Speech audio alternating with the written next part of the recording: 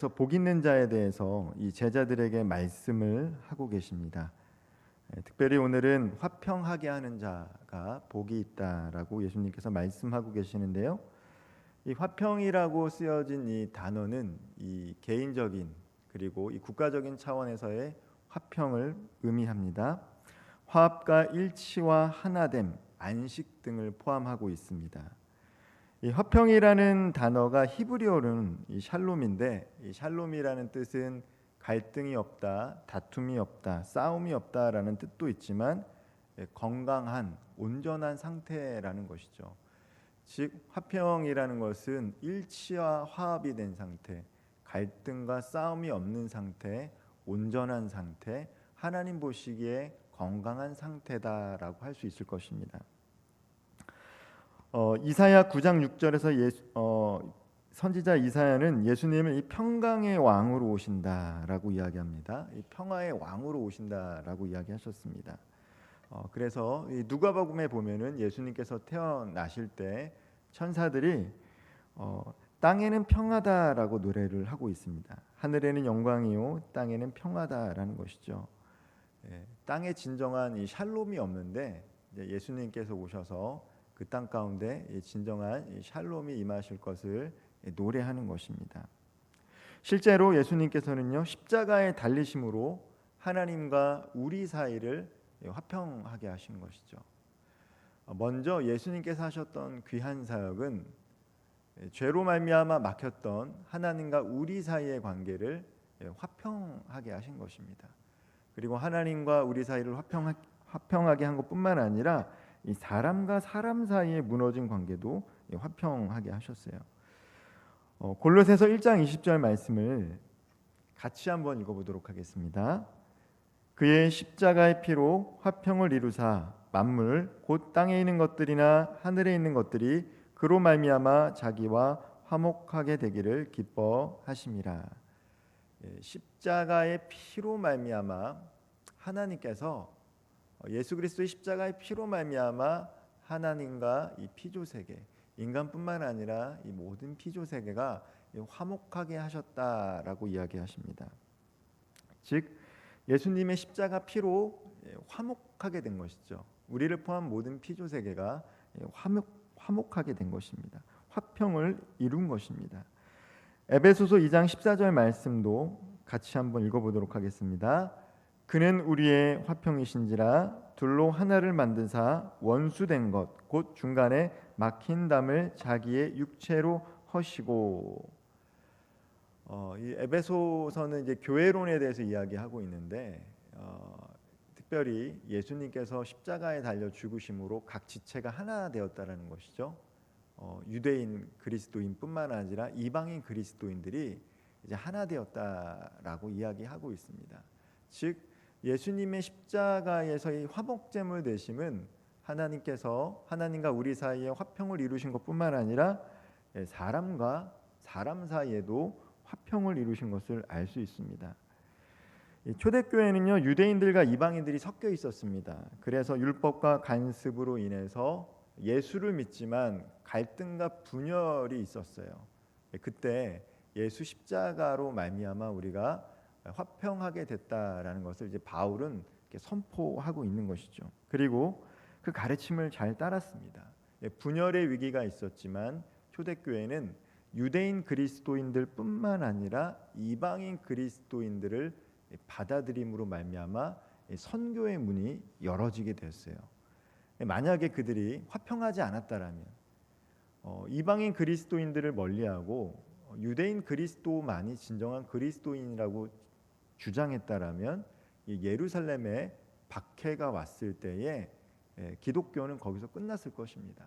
그러나 이방인들이 믿었고 이방인의 선교의 문이 열렸기 때문에 오늘날 우리까지도 예수를 믿게 된 것처럼 화평한 그 사역을 초대교회 성도들이 감당했기 때문에 복음의 역사의 진전이 있었던 것이죠. 우리가 이 말씀을 통해서 화평해야 된다라는 것은 알고 있습니다. 하나님께서 우리에게 원하는 것은 화평이다라는 것도 알고 있고 우리도 화평한 삶을 살아가고 싶습니다. 더 정확하게 이야기하면 내가 화평한 삶을 평안한 삶, 샬롬의 삶을 나만 누리는 것이 아니라 그렇지 못한 사람들과의 관계 속에서 샬롬을 만들어내는 삶, 즉 화평케 하는 삶을 살아가고 싶다라는 것이죠. 근데 그게 사실 쉽지가 않습니다. 예. 사람과 사람이 만나면요, 다툼과 분열이 쉽게 일어날 수밖에 없는 것이죠. 시기가 있고요, 갈등이 생기기 마련입니다. 사람들을 일반적으로 이렇게 이분법적으로 이렇게 나누기는 좀 어렵지만, 그래도 이 화평한 사람들이 있고 그렇지 못한 사람들이 있죠. 피스메이커들이 있고 트러블 메이커들이 있어요. 물론 대부분의 사람들은 그 중간에서 때로는 문제를 일으키기도 하고 화평을 만들어가는 역할을 합니다. 대부분의 사람들은 그렇지만, 그래도 이렇게 딱 나눠서 구분을 해 본다라면 트러블 메이커가 있고 이 피스 메이커가 있습니다.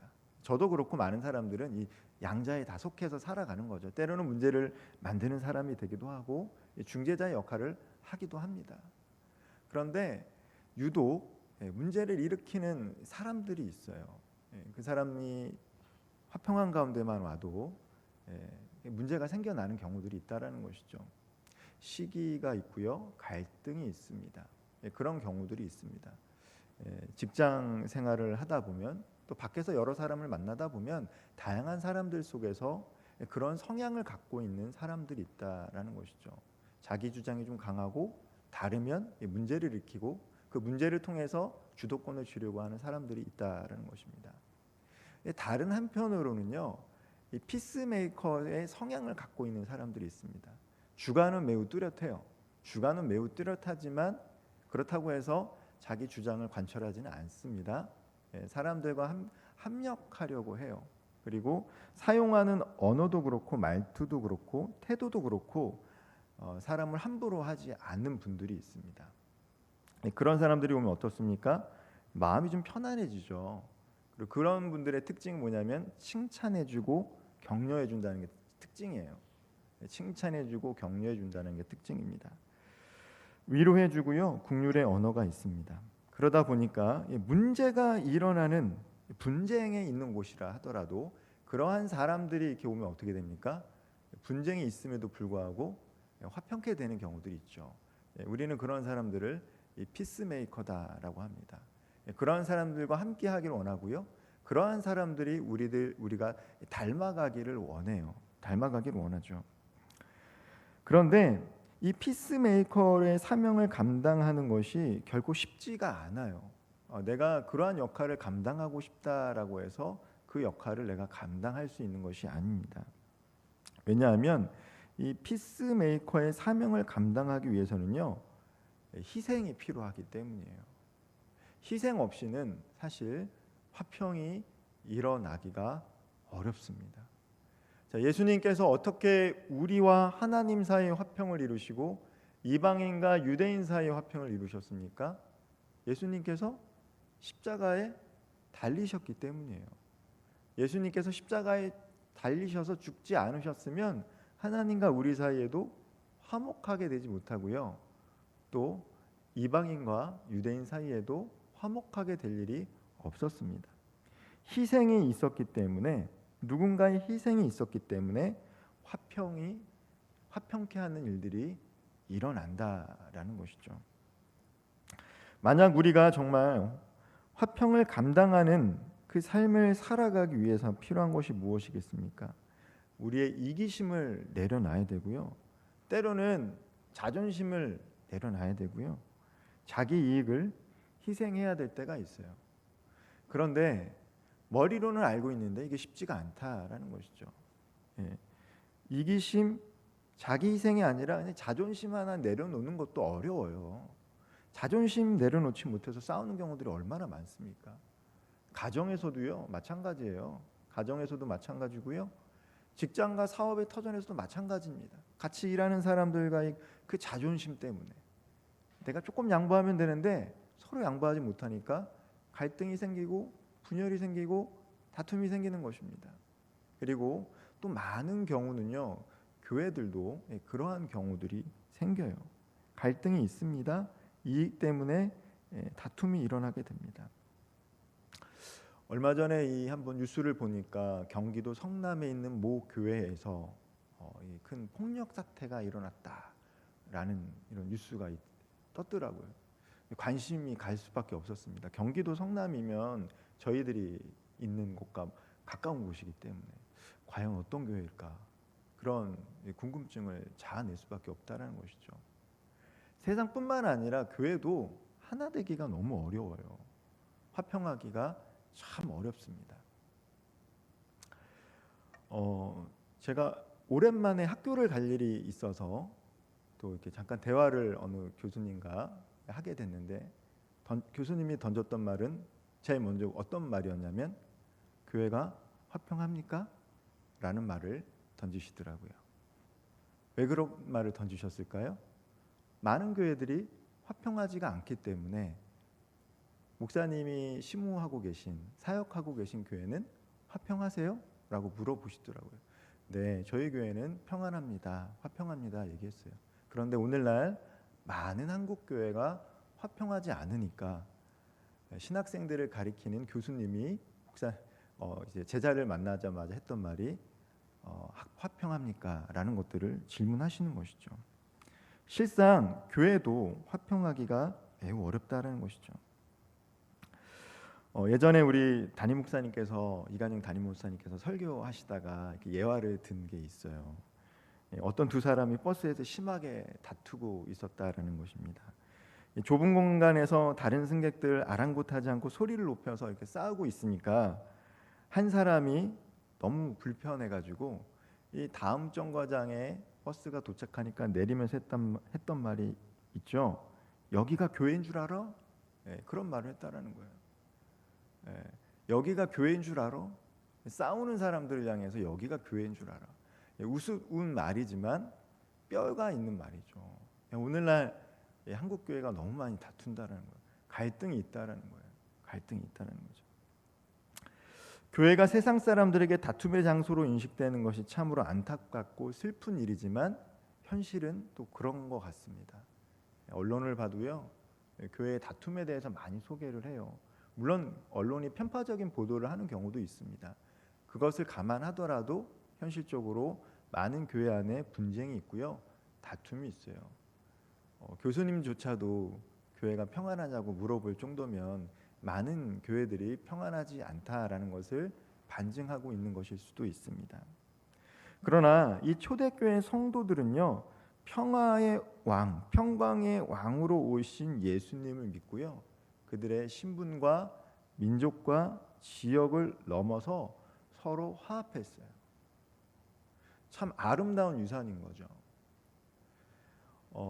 나중에 보면은 예루살렘 교회가 이제 모교회인데 흉년으로 먹을 것이 없을 때 이방의 교회들, 타 지역에 있는 교회들이 바울에게 연보를 보내서 예루살렘 교회를 돕는 것을 보게 됩니다. 참 아름다운 것이죠. 인종과 민족과 지역을 뛰어넘어서 하나된 교회가 이 공교회라고 하잖아요. 하나의 교회가 아니라 공교회, 그 모습을 이뤄갔던 것이 이 초대교회의 아름다운 유산이고 모습이었습니다. 그리고 그러한 모습을 통해서 사람들이 전도되는 경우들이 많았다라는 것이죠.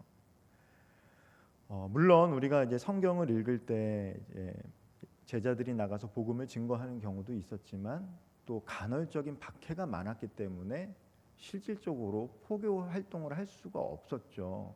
카타콤이라고 하는 지하 동굴에 숨어서 그들만의 신앙을 지키기 급급하던 시기도 있었습니다. 그럼에도 불구하고 사람들이 찾아왔다라는 거예요.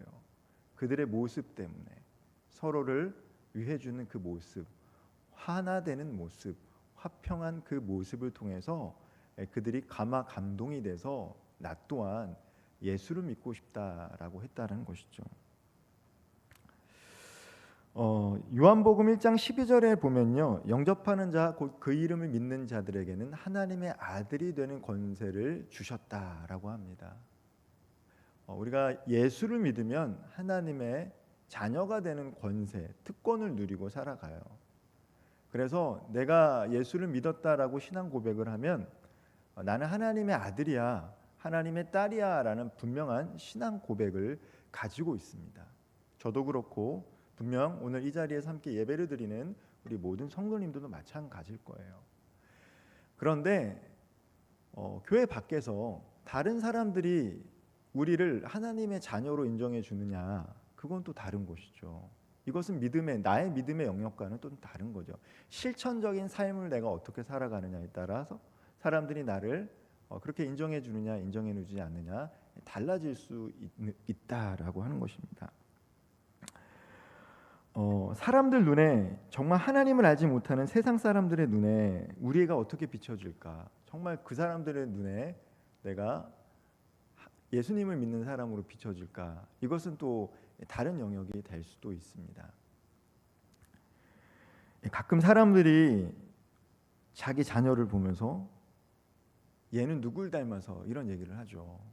부부가 다툼을 하거나 아니면 아이가 말썽을 일으키거나 아니면 공부를 잘 하지 못해서 핀잔을 줄 때 얘는 누구 닮아서 그러냐, 왜 그런 말을 사용하겠습니까? 자녀는 부모님을 닮기 때문이에요. 물론 사춘기 시절 때는 주변 아이들, 친구들, 또래 집단의 영향을 많이 받기 때문에 부모님의 영향력이 크지 않을 때도 있지만 어릴 때만큼은 그래도 이제 부모님을 많이 따라하고 닮아가기 마련입니다. 그래서 그 어린아이를 보면 이 부모님이 어떤 분인가를 이렇게 가늠할 수 있을 때가 있다라는 것이죠. 제가 이제 분당 아름다운 교회 부임을 하고 2층에 있는 교육자실에서 출입을 하고 있는데 2층 교육자실 바로 맞은편 앞에는요 유년부실이 있어요. 유년부실. 제가 이제 온 지 얼마 안 됐는데 그 유년부실 앞에 있는 어린 친구 한 명이 정말 거의 90도로 꾸벅 인사를 하더라고요. 안녕하세요 이렇게 인사를 하더라고요. 되게 신기했어요. 이렇게 인사를 잘하지? 요즘 애들 인사를 잘 안 하는데, 근데 한 번만이 아니라 몇 번을 그렇게 인사를 하더라고요. 그러니까 제가 너무 궁금한 거예요. 얘 엄마 아빠는 누굴까? 얘 엄마 아빠는 누군데 얘가 이렇게 인사를 잘할까? 그 친구가 이제 주안이거든요. 문주안이라는 아이인데 이제 우리 교회 엄마 아빠가 이제 우리 교회를 다녀요. 근데 인사성이 참 바르더라고요. 그래서 늘 웃으면서 이렇게 보면은 그래도 이렇게 꼬박하게 인사를 해서 기특하기도 하고 참 신기한 거예요. 어린 친구가. 그래서 얘 엄마 아빠가 대체 어떻게 이렇게 교육을 할까 이런 생각이 들어요. 마찬가지죠. 자녀가 어떤 행동을 하면 부모님이 궁금해지는 거거든요. 얘가 이 아이를 어떻게 부모님이 양육했을까 궁금해지는 것이죠. 마찬가지입니다. 우리가 세상 속에서 삶을 살아갈 때요, 사람들은 우리의 모습을 통해서, 우리가 이제 교회를 다닌다라고 하면, 예수를 믿는다라고 하면 우리의 모습을 통해서 궁금증을 불러 일으킬 수 있다라는 거예요. 저 사람이 믿는 예수님, 하나님은 어떤 분이기에 저 사람은 저렇게 행동을 할까? 이런 궁금증을 일으키면 그 사람들이 어떤 사람들입니까? 하나님의 아들들이라 일컬음을 받는 사람들이라는 것이죠. 특정한 상황이죠. 어떤 상황이에요? 화평하지 않는 상황에서 그 상황을 화평케 만드는 사람의 모습을 봤을 때 사람들이 그 사람의 모습을 보면서 하나님은 어떤 분일까 궁금해한다라는 것이죠. 예수님은 오늘 우리에게 이러한 삶이 복된 삶이다라고 이야기하고 있는 거예요. 다른 사람들이 인정해 주는 거. 내가 하나님의 아들이야, 하나님의 딸이야 라고 인정하는 것도 중요하지만, 믿음의 신앙 고백이지만, 믿지 않는, 특별히 하나님을 알지 못하는 사람들이 그 사람의 모습을 통해서 저 사람은 하나님의 아들이야, 하나님의 딸이야 라고 인정해 주는 삶이 복이 있는 삶이다라고 말씀해 주고 계신 거예요. 어떤 사람이 만약 우리에게 다가와서 그 사람이 하나님을 알지 못하는데, 내가 하나님은 잘 모르겠지만 당신과 함께 대화를 하고 당신의 모습을 보니까 당신이 믿고 있는 신이 참 궁금합니다. 얼마나 큰 영광이겠습니까?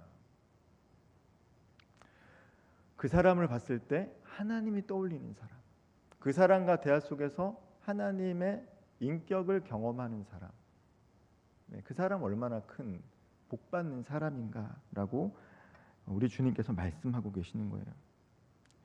오늘 예수님의 말씀을 보면요, 집 사고 차 사고 땅 사고 사람들에게 존경받고 장수하고, 물론 이것도 하나님은 복이라고 말씀하셨습니다. 그런데 그런 복보다 더 큰 복 중에 하나가 뭐냐면 사람들에게 저 사람은 정말 하나님 믿는 사람이야, 하나님의 아들이야, 하나님의 딸이야 라고 칭찬받는 사람이 참 복되다라고 이야기하고 있는 것이죠. 이미 그 사람은 그곳에서 화평한 삶을 누리고 있기 때문이에요. 그런데 실제로 대부분의 많은 사람들은요, 화평을 만들어가기가 어려운 환경 가운데 있고요, 많은 경우는요 갈등과 다툼과 시기 속에서 살아가고 있습니다. 시간이 흐를수록 경쟁과 다툼은 더 심해지는 것 같아요. 물질적으로는 매우 풍요한 시대를 살아가고 있지만 사람들이 마음 둘 곳이 없어요. 마음 둘 곳이 없습니다. 그래서 그렇게 이 정신과 병동이 잘 된다라는 거 아니에요. 사람들이 약을 타야 되고 상담을 받아야 되니까 그만큼 잘 된다는 거 아닙니까? 그리고 이 갈등과 다툼이 어떻습니까? 때로는 전쟁을 일으키기도 합니다. 전쟁을 일으키기도 해요. 지금 여전히 우리 주변 국가들 전쟁 가운데 있죠. 우크라이나, 러시아 아직도 전쟁이 끝나지 않았어요. 특정한 사람들의 이익과 희생을 감수하지 않기 때문에 여전히 전쟁이 종식되고 있지 않습니다. 힘 있는 사람들은요, 신분과 차별을 통해서 자신을 특별하게 부각시키고요, 그것을 계속 유지하려고 해요. 그렇기 때문에 사람 사이에서는요, 사회적으로, 지역적으로 때로는 허물 수 없는 벽이 존재하는 것처럼 느껴질 때가 있습니다. 개인적 성공과 가치관, 문화와 성격의 차이가 원인이 돼서 우리는 삶을 살아가면서 수많은 갈등을 또한 경험하며 살아가고 있어요. 가장 가까운 가족과도 갈등을 수시로 경험하기도 합니다. 하물며 잘 알지 못하는 사람들, 그 사람들과 또 무엇인가 일을 하고 생업을 위해서 함께 할 때 갈등이 일어나기 마련인 것이죠. 그리고 교회에서도 마찬가지입니다. 이것이 실제로 우리의 모습이기도 해요. 화평해야 된다라는 것은 알지만, 화평케 하는 삶을 살아가고 싶지만 내 자신의 삶의 자리가 화평하지 않고 나에게는 화평을 만들어갈 힘이 없을 때가 있어요. 그런데 하나님께서는요, 우리에게 말씀하시는 것이 무엇입니까? 하나님과의 관계가 바로 서면, 내가 하나님과 화평한 관계가 되면 그때 비로소 다른 사람과의 사이에서도 화평을 만들어갈 수 있는 힘을 얻게 된다라는 것이에요. 하나님과의 관계가 바로 서면 어떻게 됩니까? 나의 성공을 위해 일부러 분열과 갈등을 일으키는 일은 하지 않습니다. 세상은요, 자신의 권력을 위해서, 성공을 위해서 분열과 갈등을 일으키는 사람들이 있어요. 그렇기 때문에 화평하지 않은 거예요. 세상에 권력을 가진 사람들, 세상을 이끌어가는 사람들이 자신의 성공이 아니라 많은 사람들을 위해서 희생하고 헌신할 때, 그러면 어떻게 됩니까? 화평해질 수 있는 것이죠. 그런데 그것이 우리의 삶에도 동일하게 적용될 수 있는 거예요. 우리에게 많은 힘과 권력은 없어도 함께하는 가정과 우리 삶의 자리에서 내게 무엇인가를 이루려고 시기와 질투를 멈추지 않으면요, 화평할 수가 없는 거예요. 그런데 그것을 알고 인식하고 내가 멈추고 하나님의 뜻대로 바로 서려고 할 때 어떤 현상들이 나타납니까? 분열과 갈등은 종식되고요, 그 사람을 통해서 화평하게 되는 놀라운 역사들이 일어나요. 근데 그것이 바로 희생이라는 거예요. 자기의 자존심을 내려놓는 거, 이익을 내려놓는 거, 그게 사실은 희생입니다. 쉽지가 않은 거예요. 쉽지가 않기 때문에 화평하지가 않습니다. 한 사람의 희생으로 이루어지는 화평은요, 사람들에게 정말 큰 인상을 남길 수밖에 없어요. 특별히 분열과 다툼이 만연한 곳에 어떤 한 사람의 희생을 통해서, 그 트러블이 많은 곳이 한 사람의 피스메이커가 옴으로 말미암아 그 사람의 헌신과 희생으로 그것이 화평하게 되면 어떻게 됩니까? 그곳에서 하나님이 드러나는 것입니다. 사람들이 그 사람을 볼 때 저 예수 믿는 사람, 하나님을 아는 사람, 그 사람으로 인해 지금 갈등과 분열이 종식되는 그 모습을 볼 때 사람들은 거기서 하나님을 본다는 것이죠. 당신을 보니 당신의 하나님을 알고 싶습니다. 이것이 바로 복된 삶이다라고 우리 주님은 말씀해주고 계세요.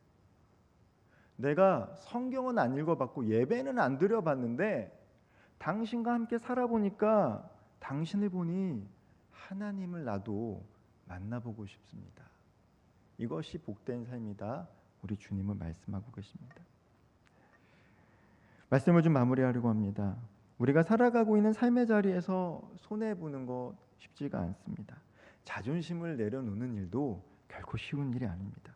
그러나 때로는 자존심을 내려놓고 손해를 보더라도, 때로는 예수님처럼 십자가까지는 아니더라도 고통을 감수해서라도 차별을 없애고 용서와 간영으로 내가 있는 곳에서 화평을 이루려고 노력한다면 하나님께서는 그 사람을 통해서 반드시 그곳에 화평케 하는 놀라운 역사를 이루실 것을 믿으시길 바랍니다. 또한 그 사람을 통해서 하나님은 자신을 드러내고 영광을 취한다는 사실 또한 기억하시기를 바랍니다. 오늘 이 자리에 있는 저와 우리 모든 성도님들이 바로 하나님의 영광을 드러내는 화평케 하는 화목의 대사의 사명을 감당할 수 있기를 주님의 이름으로 축원드리겠습니다. 기도하겠습니다.